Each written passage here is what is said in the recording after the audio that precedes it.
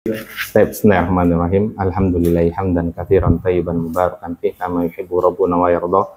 Asyhadu an la ilaha illallah wahdahu la syarikalah wa asyhadu anna Muhammadan abduhu wa rasuluhu la nabiyya ba'da. Allahumma shalli wa sallim ala abdika wa rasulika nabiyina Muhammadin wa ala alihi wa sahbihi wa man wala amma ba'd. Ayyuhal ikhwah azani Allah wa iyyakum. Kita belajar yaitu tentang syarhu salasatil usul. Aslinya matanya itu salasatul usul. Salasah itu berapa? 3. Usul itu apa? Pondasi, dasar. Sehingga 3 landasan dasar atau 3 landasan utama. Ya, 3 landasan utama. Jadi sebelum kita belajar kitab tauhid, kita belajar yang dulu, yang dasar dulu, paling dasar dulu, yaitu 3 landasan utama yang harus diketahui oleh seorang muslim. Ya, yang harus diketahui seorang muslim itu salah satu usul disusun oleh Syekh Muhammad bin Abdul Wahhab rahimallahu ta'ala. Kemudian sarah itu penjelasan, karena salah satu usul itu cuma matan, penjelasannya nggak panjang, cuma dalil penjelasan dikit, dalil penjelasan dikit ya, jadi penjelasan sedikit. Nah, makanya disarah lagi oleh Syekh Muhammad Ibnu Shalih Al-Utsaimin rahimallahu ta'ala. Itu yang kita akan bahas. Ya. Kita langsung aja pada matanya langsung ya, pada kitab tauhid. Salah satu usul. Atau ada yang mengatakan al-usulu salasa. Ya, al-usulu salasa. Qala al-mu'allifu rahimallahu ta'ala. Kalau anak ngatakan mu'allif itu pengarang. Maksudnya apa? Pengarang salah satu usul atau al-usulu salasa. Terjemahnya sama, 3 landasan utama. Ketika Anda ngomong qala syarih, itu berarti Syekh Utsaimin. Nah, ketika Anda ngomong qala al-mu'allifu rahimallahu ta'ala, jadi adab membaca kitab, itu kita harus menyebutkan nama pengarang, atau minimal mu'allif, pengarang, terus didoakan, rahimahumullah. Biasanya rahimahumullah. Kalau masih hidup biasanya dia doakan hafizahullah. Ini adab ya, adab, karena dengan jasa mereka lah ilmu ini sampai kepada kita. Qala al-mu'allifu rahimallahu ta'ala kitabu thalathatil usul, kitab 3 landasan utama. Beliau memulai dengan bismillahirrahmanirrahim, dan ini yang dilakukan oleh para ulama, memulai dengan ucapan basmalah. Ya, basmalah. Bismillahirrahmanirrahim ini tulisan dari Syekh Muhammad bin Abdul Wahhab. Kemudian qala syarih rahimallahu taala, dijelaskan oleh Syekh Muhammad Al-Utsaimin, qauluhu, ucapan bismillahirrahmanirrahim yang ditulis oleh Syekh Muhammad bin Abdul Wahhab, ibtada al-muallifu rahimahumullahu kitabahu bil basmalati. Muallif, pengarang, itu Syekh Muhammad bin Abdul Wahhab. Ini sama-sama Muhammad ya. Muhammad bin Shalih Al-Utsaimin, Muhammad bin Abdul Wahhab. Halaman berapa, Ustaz? Oh, beda-beda setiap halaman. Oh, bentar. Kalau punya anak beda dengan antum. Ini sama ini. Halaman berapa itu? Halaman pertama. Halaman 3. Oh, beda sama antum. Oh, beda ini. 5. Beda. 5. Enggak apa-apa. Beda cetakan memang beda halaman. Apaan? Ini ada 3 cetakan ini berarti. Nah, ini halaman ini 19. 19. Antum sudah ketemu kan bismillah, yang dimulai bismillah ya. Ini bismillah depan ya. Berarti ada 4 cetakan. Oh, 1 2 3 4 cetakan. Enggak apa-apa. Ya, cuma halamannya aja yang beda ya.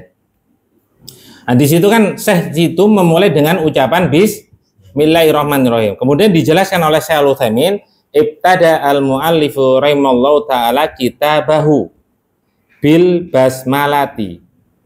Pengarang di sini memulai, ibtada itu memulai. Memulai kitabahu, kitabnya, ya kitab Ushulus Salasa ini, dengan bil basmalah, ucapan Bismillahirrahmanirrahim. Iktidaan bi kitabillahi azza wa jalla. dalam rangka iktidaan, mencontoh. Iktidaan itu mencontoh atau mengikuti. Mencontoh kitab Allah, yaitu firman Allah, Al-Quran. Al-Quran, semua surat itu diawali dengan ucapan Bismillah, kecuali surat At-Taubah atau Al-Baro'ah. Fa innahu mabdu'un bil basmalah, karena Al-Quran kembali kepada kitabullah. Karena kitabullah atau Al-Quran itu dimulai bil basmalah, dengan ucapan Bismillah. Makanya secara umum, ini dalil umum ya, ketika kita melakukan sesuatu aktivitas hendaknya dimulai dengan Bismillah. Ya, nanti dijelaskan kenapa kita harus mulai dengan Bismillah. Kemudian yang kedua tadi iktidaan, ya, mencontoh dari Al-Quran. Wattibaan, mengikuti li hadisi, hadis Nabi Shallallahu Alaihi Wasallam, yaitu yang berbunyi kullu amrin dibalin la yubda'u fihi, setiap urusan yang penting, memiliki sesuatu yang penting, la yubda'u fihi, yang tidak dimulai fihi, di dalamnya, bi bismillahi, dengan ucapan basmalah, fahuwa abtaru, maka dia akan terputus. Dia akan terputus. Makna terputus itu apa? Nggak mendapatkan keberkahan. Apa di antara contoh tidak mendapatkan keberkahan? Tidak akan ditolong oleh Allah dalam urusan itu, dalam pekerjaan itu nggak akan ditolong, diberkahi oleh Allah, diberikan kebaikan oleh Allah Subhanahu wa Ta'ala. Ya, meskipun hadis ini masih diperselisihkan ya. Hadis ini diperselisihkan tentang kesahihannya. Biasanya kalau di kitab anak ini dijelaskan catatan kakinya, ini panjang catatan kakinya. Ini dijelaskan bahwasanya sebagian ulama itu mendoifkan hadis ini. Ya, mendoifkan hadis ini. Kata Syekh Utsaimin, kenapa beliau pakai hadis ini? Ya karena apa? Dari sisi mana benar. Tapi ketika itu hadis dhaif, kalau dia berpendapat hadisnya dhaif, nggak boleh dinisbatkan pada Nabi. Nggak boleh. Oh, ini sabda Nabi, nggak boleh. Tapi dari sisi dalil umum, perkataan ini benar. Ya, perkataan ini benar. Makanya beliau tetap membawakan hadis ini. Waqtidaan bir Rasuli sallallahu alaihi wasallam, dan juga dalam rangka mencontoh Nabi, mencontoh Rasul. Fa innahu yabda'u kutubahu bil basmalati, karena beliau Nabi Muhammad SAW memulai kitabnya, tulisannya. Beliau memang buta huruf ya, beliau itu buta huruf. Yang menuliskan siapa? Para sahabat. Ya, karena beliau ketika memerintahkan para sahabat untuk menuliskan, itu beliau memerintahkan untuk memulai dengan ucapan Bismillah. Biasanya beliau menulis diantaranya tulisan surat kepada para raja, Heraklius, raja Romawi sama raja Persia waktu itu. Ya. Nah, jadi mencontoh Al-Quran, tulisan Al-Quran, kemudian juga berdasarkan hadis Nabi, tapi ini dhaif ya. Kemudian juga mengikuti amalan Rasulullah SAW secara langsung. Beliau biasanya memulai dengan ucapan Bismillah. Kemudian al-jaru wal majruru fi bismillah. Nah, bismillah kan ada ucapan, ada kata bismillah, ini perhatikan.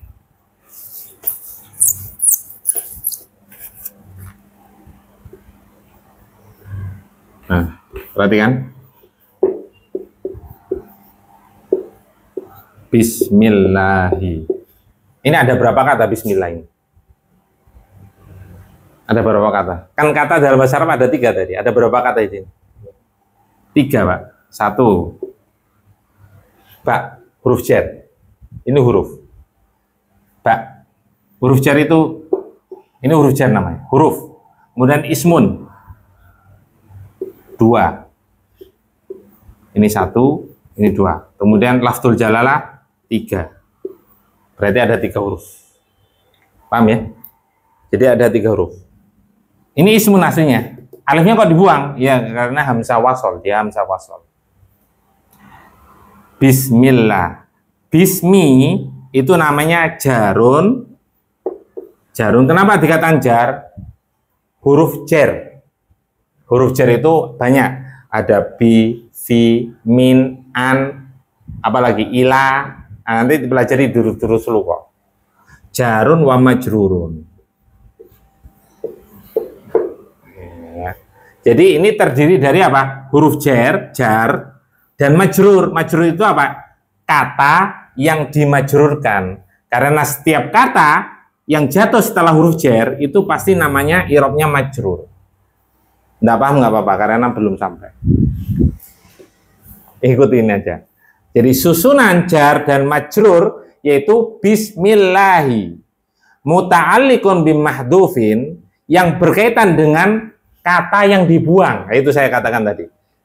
Setiap kata ucapan itu pasti kalimat.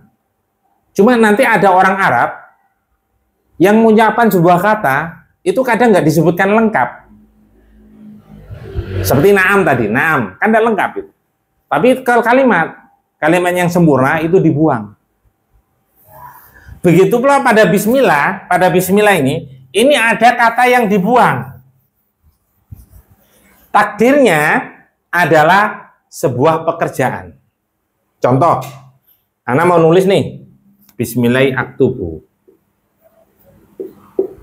Aktubu. Dengan nama Allah, saya menulis. Saya baca, bismillah akra'u. Dengan nama Allah, saya membaca. Bismillah udarrisu. Dengan nama Allah, saya mau mengajar.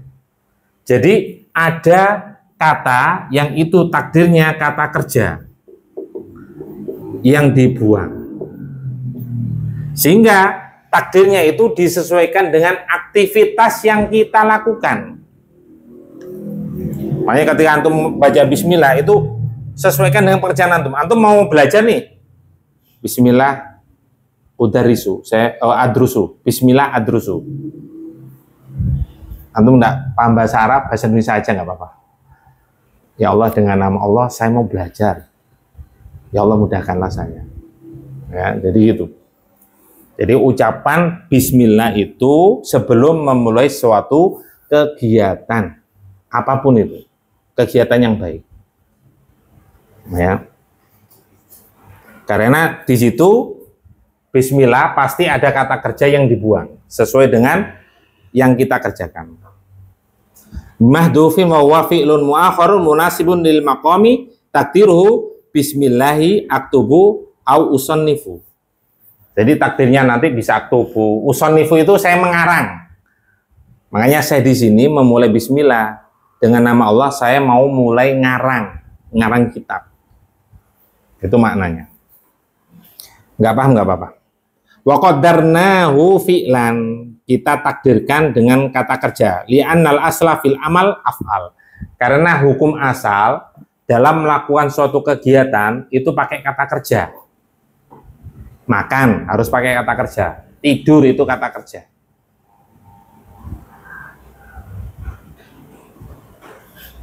Doa sebelum tidur apa? Bismillahu amutu wahya. Nah, itu pakai bismillah. Ya Allah, dengan nama Allah saya mau tidur. Baik. Wa qadarna mu'akharan li faidataini. Kita takdirkan kata kerja itu diakhirkan ini. Ini perhatikan. Sehingga mentakdirkan kata kerja itu jangan di depan. Aktubu bismillah, jangan. Takdirnya diakhirkan. Bismillah aktubu, dengan nama Allah saya akan menulis. Karena apa? Ada dua faidah, manfaat. Ada dua manfaat. Yang pertama, at-tabarruk bil badaati bismillah. Kenapa ini diakhirkan? Karena dalam rangka tabarruk dengan nama Allah. Karena artinya bismillah apa? Artinya dengan nama Allah. Kita tabarruk. Tahu tabarruk enggak? Jadi kita mendakwahkan tauhid yang benar ya, sehingga dituduh oleh saudara kita itu, kita dituduh apa? Melarang tabarruk. Tabaruknya orang-orang saudara kita biasanya apa? Mencium kuburan, ya kan? Cium, usap-usap, ya enggak? Minta doa di kuburan. Itu tabaruk. Tabaruk itu mencari keberkahan. Terutama yang punya ilmu, mencari keberkahan. Makanya di video itu, Gus yang masih muda itu, yang ngerokok itu, saya kalau ngerokok itu dapat pahala. Allah Akbar. Itu ternyata dia Gus ternyata ya. Gitu. Jadi ketika setelah kajian itu, ibu-ibu sama bapak-bapak gini, cuma diginiin. Tangan anak masukin ke minuman tuh jijik paling tuh. Itu namanya tabaruk, mencari keberkahan. Padahal kita tidak melarang semua tabaruk. Yang dilarang itu yang mengantarkan kepada kesyirikan. Makanya jangan salah paham. Makanya kalau kita belajar tauhid yang benar, itu untuk diamalkan ya. Contoh gitu, kita mengkritik tentang sholawat. Tapi kita ternyata punya kelemahan. Apa kelemahan kita? Jarang bersolawat, ya enggak? Mereka perbanyak solawat, cuma kadang kita nggak setuju solawatnya. Caranya, yaitu bersolawat pakai alat musik, bersolawat dengan joget-joget, itu kan kita setuju caranya. Terus bersolawat dengan kalimat-kalimat yang mengandung kesyirikan, itu yang kita kritisi, bukan solawatnya. Solawat dianjurkan nggak? Dianjurkan. Makanya kalau bisa, memang di dalam kitab Dzikir Pagi Petang Ustadz Yazid, kenapa tidak ada solawat? Kan tidak ada itu, antum cek itu, nggak ada. Karena beliau berpendapat hadis yang memerintahkan untuk dzikir pagi petang bersolawat itu lemah. Kalau anak pribadi, anak bersolawat. Sebagaimana pendapat Syekh Al-Qahtan dalam kitab Hisnul Muslim, beliau sebutkan berapa kali ini mah 10. Nah, antum kalau nggak menerapkan ini jarang selawat antum. Kapan lagi selain pagi petang? Jadi pagi 10, petang 10. Kapan lagi? Jumat, hari Jumat. Oh ya, ketika tasahud ya. Hari Jumat memperbanyak selawat ketika sore hari. Jadi kelemahan kita itu kita mengkritik, tapi kadang kita sendiri lalai, paham nggak? Padahal selawat itu dianjurkan nggak? Bahkan para ulama, diantaranya Al-Imam Ibnu Qayyim rahimahullah taala ketika menjelaskan tentang masalah doa, ya, diantara cara agar doa kita diterima oleh Allah SWT sebelum berdoa, selain menyebutkan pujian-pujian kepada Allah, menyebutkan Asmaul Husna, itu bersolawat. Itu bersolawat. Makanya ini yang kita lalai. Kita mengkritik tapi ada yang kita lalaikan. Nah, itu yang kita harus perbaiki. Perbanyak solawat. Dengan bersolawat, faedahnya banyak. Menjadi sebab kita mendapatkan syafaat Nabi Shallallahu Alaihi Wasallam. Nah, syafaat ini. Kita mengkritik, oh itu syafaat. Mereka banyak meminta syafaat, tapi keliru caranya. Tapi kita sendiri tidak meminta syafaat. Meminta syafaat itu kepada siapa? Bukan kepada Nabi. Kepada siapa? Allah Subhanahu Wa Taala. Itu makanya di dalam kitab Tauhid nanti pembahasan syafaat tersendiri itu ada. Itu justru kita mintanya kepada Allah, bukan pada Nabi, kepada wali, bukan kepada para ulama, bukan. Pada pemilik syafaat. Siapa pemilik syafaat? Allah Subhanahu Wa Taala. Itu yang kita harus luruskan. Ya. Jadi antum perbanyak sholawat ya. Jangan lupa sholawat. Terutama sholawat. Sholawat yang paling afdol adalah sholawat Ibrahim. Dalam tasawuf itu paling afdol itu. Nah, mereka kan banyak yang berkreasi kan, salawat-salawatan. Bahkan mereka itu mengatakan itu selawat, ternyata itu nyanyian di Timur Tengah. Di Timur Tengah itu nyanyian biduanita. Tapi dijadikan selawat di sini. Ya, maksudnya dinyanyikan itu. Tapi memang maknanya kecintaan. Tapi itu tidak di Mesir. Itu cinta-cinta manusia, cinta-cinta, nyanyian cinta itu loh. Dalam nyanyian pop Indonesia, nyanyian cinta. Itu di sini dijadikan lafaz-lafaz nyanyian di kajian bersolawat. Itu kekeliruannya. Contoh ziarah kubur, kita kan nggak setuju tentang bagaimana ziarah kubur mereka. Kita lalai, kita jarang Ziarah kubur. Nah, itu ya. Makanya kita belajar tauhid yang benar agar kita mau bisa melaksanakan, mengamalkan. Tidak hanya sekedar nggak setuju dengan saudara kita, tapi kita juga mengamalkan ilmu yang kita pelajari. Taib, apa tadi? Mencari keberkahan. Makanya bismillah itu didahulukan karena ada lafzul jalalah. Ya, ada lafzul jalalah. Jadi tabaruk itu mencari keberkahan. Sedangkan keberkahan bahasa Arabnya itu al-barokah. Ya, al-barokah. Al-barokah terjemahnya berkah. Al-barokah definisinya kata para ulama ziyadatul khair. Ziyadatul khairi. Apa ziyadatul khair? Bertambahnya kebaikan. Itu berkah namanya, bertambahnya kebaikan. Makanya ketika antum misalkan cari harta, tapi kok merasa kurang terus, itu kemungkinan ada yang nggak berkah. Dari harta yang kita hasilkan itu ada yang tidak berkah atau membuat hati gelisah, itu berarti nggak berkah. Tapi antum hasilnya dapat sedikit, tapi masya Allah, antum sholat ibadah semakin rajin, antum hatinya semakin tenang, antum memperoleh kebahagiaan yang hakiki, meskipun gajinya misalkan 3 juta, 2 juta, itulah keberkahan. Ya, bisa dipahami ya, itu. Makanya untuk mendapatkan keberkahan. Kemudian faedah yang kedua, atsaniyah, di situ dikatakan ifadatul hasr, untuk membatasi.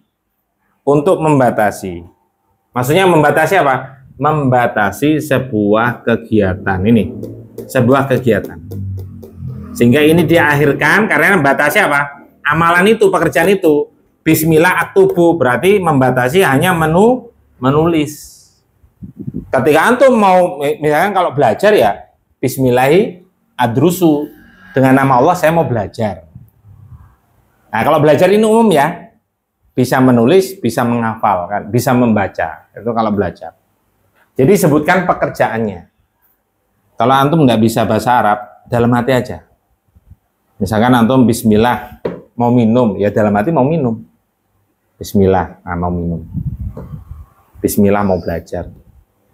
Ya, jangan lupa membaca bismillah. Tapi itu faedahnya. Ada 2 faedah, sekali lagi mencari keberkahan dengan menyebutkan lafzul jalalah. Yang kedua dalam rangka, kenapa ini diakhirkan dalam rangka pembatasan, membatasi suatu pekerjaan. Wa qadarnahu munasiban, dan kita takdirkan kata kerja yang sesuai, munasiban yang sesuai. Li'annahu adallu alal muradi, karena kalau kita mentakdirkan kata kerja yang sesuai itu menunjukkan lebih menunjukkan pada apa yang dimaksud, apa yang diinginkan oleh kita yang mau baca bismillah itu. Falau qulna mathalan, seandainya kita mengatakan indama nuridu an naqra'u kitaban, misal kita mengatakan ketika ingin membaca sebuah buku, kita mengatakan bismillahi nabtadi'u, dengan nama Allah kita akan memulai. Memulai ini masih umum. Memulai apa? Mulai makan, mulai nulis, mulai belajar, mulai mengajar, kan umum. Makanya kalau ditakdirkan kata kerjanya harus sesuai. Kalau mau belajar ya belajar, sebutkan belajar. Kalau mau tidur, bismillah, saya mau tidur. Ya, sekali lagi kalau seandainya antum tidak bisa bahasa Arab, tidak apa-apa bahasa Indonesia. Dalam hati aja. Ya, kalau mengucapkan bismillah, antum dalam hatinya menyesuaikan niat untuk melakukan suatu pekerjaan. Nah, jadi kalau mengatakan nabtadi'u, kami memulai, itu umum. Ya, itu kurang mengena nanti. Maknanya kurang mengena. Akan tetapi, lakin bismillahi aqra'u, dengan ucapan dengan nama Allah saya akan membaca, yakunu adalla alal muradil ladzi abtadi'u bihi, maka itu lebih pas pada tujuan yang hendak diinginkan oleh kita, yaitu saya hendak memulai membaca. Kemudian penjelasan Syekh beliau itu, oleh beliau bismillah itu dibahas satu-satu. Qaulu Allahu, penjelasan Allahu. Ini seandainya antum kurang paham, nggak apa-apa. Tapi kalau mau ditanya, nanti di akhir tanya. Allahu alamun alal bari jalla wa ala. Alam itu nama. Allah itu suatu nama. Alal bari itu maknanya sang pencipta. Alal bari itu maknanya al-khaliq. Muradifnya atau sinonimnya itu al-bari. Al-bari itu sinonimnya al-khaliq. Khaliq, sang pencipta. Sang pencipta. Yaitu siapa? Allah. Jadi Allah itu nama Tuhan kita, itu loh. Maksudnya mau menunjukkan itu. Allah itu suatu nama Tuhan kita.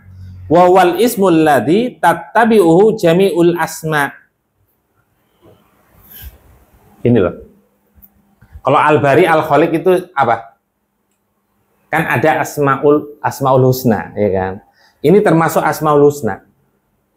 Al-bari, al-khaliq. Yang artinya apa lagi? Al-alim, as-sami, al-basir, al-khabir. Itu diantaranya apa? Nama-nama Allah. Asmaul husna namanya. Nama yang baik. Lah, jangan dibalik. Jangan dikatakan Allah itu sifat, bukan. Bukan sifat. Tapi nama-nama Allah yang lain itu ngikutin Allah ini. Jadi Allah tidak bisa dikatakan sifat. Tapi kalau yang lain itu bisa. Misalkan Allahu al-alimu, al-alimu. Atau Allahu alimun. Alimun khabir misalkan. Allah adalah zat yang maha mengetahui lagi maha sama sebenarnya. Alimun khabir itu sama. Diartikan apa ya? Mengetahui dan alimun basir lah, biar nggak anu. Karena khabir itu mengetahui juga, basir. Kalau basir apa basir? Maha melihat. Maha mengetahui lagi maha melihat. Lah ini sifatnya dari Allah sebetulnya. Nggak bisa dibalik. Misalkan ini, Allah sifat dari al-alim, nggak boleh. Ini maksud saya di sini. Jadi Allah itu lafzul jalalah yang semua nama kembalinya kepada Allah. Semua nama-nama Allah kembalinya pada Allah. Contoh gini aja lah. Pak Mustajab. Namanya Pak Mustajab. Dan Pak Mustajab itu punya sifat. Ganteng, dermawan, kaya. Amin, amin. Kan doa, Pak. Apalagi? Lah, ini sifatnya Pak Mustajab. Pak Mustajab itu namanya. Sama dengan ini. Ini mesti dikatakan Asmaul Husna, tapi kembalinya ke sini ke Allah, lafzul jalalah. Tapi tidak bisa balik. Allah kembali ke sini, nggak bila. Karena ini adalah nama Tuhan kita, gitu. Nggak paham nggak apa-apa. Memang kadang penjelasan para ulama diantaranya Syekh Utsaimin itu kadang ada sesuatu yang susah dicerna ya. Tapi nggak apa-apa kalau nggak paham. Taib. Hatta inna fi qauli, bahkan dalam firman Allah SWT dalam surat Ibrahim ayat 1 dan 2, alif lam ra. Alif lam ra nggak ada artinya. Kitabun anzalnahu ilaika. Alif lam ra, kitab suci, yaitu Al-Qur'an maksudnya. Anzalnahu, kami telah menurunkan kembali kepada kitab. Kami telah menurunkan Al-Qur'an itu ilaika, kepada engkau wahai Muhammad. Litukhrijan nasa, agar engkau mengeluarkan manusia minad dulumati, dari kegelapan, ilan nur, menuju cahaya.